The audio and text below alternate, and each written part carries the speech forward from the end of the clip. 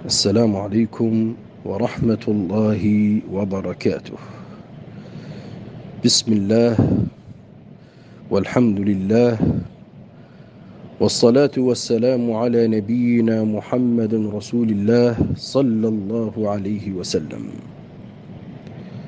نبدأ بإذن الله وعونه بمقدمة الكتاب القيم، كتاب الدرر الصفوانية الخاص في تعبير الرؤى المنامية. ونقول بسم الله الرحمن الرحيم: الحمد لله عالم الغيب والشهادة الكبير المتعال، أحاط بكل شيء علما، وعلم الإنسان ما لم يعلم من الأفعال والأقوال، وجعل الرؤيا المنامية جزءا من النبوة، فخص لعلم التعبير من شاء من عباده فأحسن البيان والمقال. فكانت الرؤيا الصادقة منه جل وعلا يبشر بها عباده المؤمنين بما خفى عنهم من خير، ويحذرهم بها بما خفى عنهم من شر. يبشر بها عباده المؤمنين بما خفي عنهم من خير، ويحذرهم بها بما خفي عنهم من شر. والصلاة والسلام على نبينا محمد وعلى آله وصحبه وسلم، خير من عبر وفسر.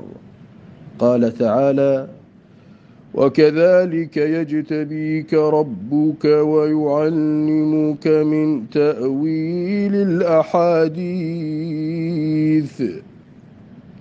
أما بعد، الحمد لله الذي أكرمني بفقد البصر، علني أرى بنور البصيرة، وأن أرى جواهر الأمور لا القشور. وقد قال رب العزة جل وعلا: وعسى أن تكرهوا شيئا وهو خير لكم، وعسى أن تحبوا شيئا وهو شر لكم، وعسى أن تكرهوا شيئا وهو خير لكم، وعسى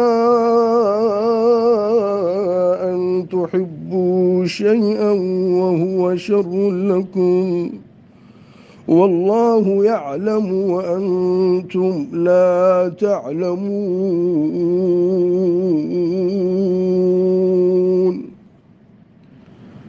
رضيت ربي رضيت، فأنا من محبي علم التعبير منذ الصغر، ولم أسمع بكتاب إلا وبحثت عنه وقرأته، وكذلك لم أسمع عن معبر إلا وحاولت الاستفادة منه، ولكني وجدت اختلافا كبيرا بين المعبرين، ولكل معبر طريقته الخاصة في التعبير، ولكل واحد منهم مناظره الخاص، ولكل واحد منهم منظاره الخاص.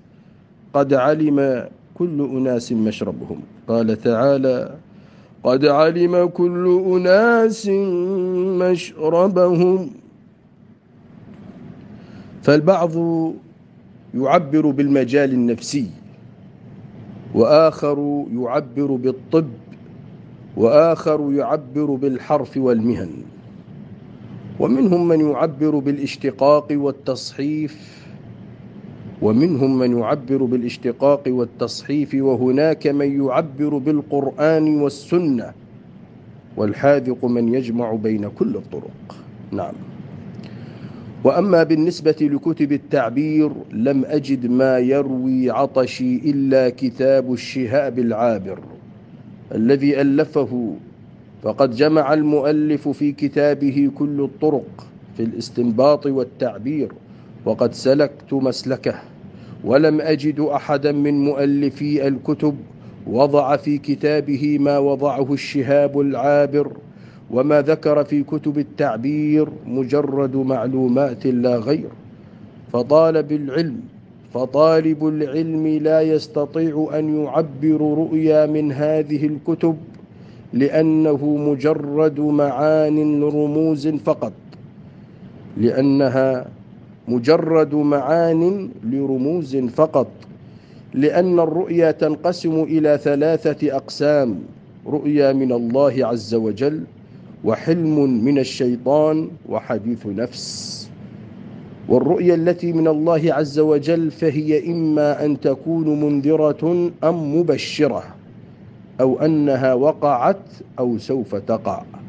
والرؤيا المبشرة تأتي لتبشر الرائي بخير كحج أو عمرة أو وظيفة أو تجارة، فإن كانت قد وقعت فهي تحث الرائي على شيء، إما دين يرد لصاحبه، أو أن عليه نذرا، أو أنه تناسى شكر نعمة الله عليه، أو أنه تناسى شكر نعمة الله عليه، أو عليه كفارة يمين.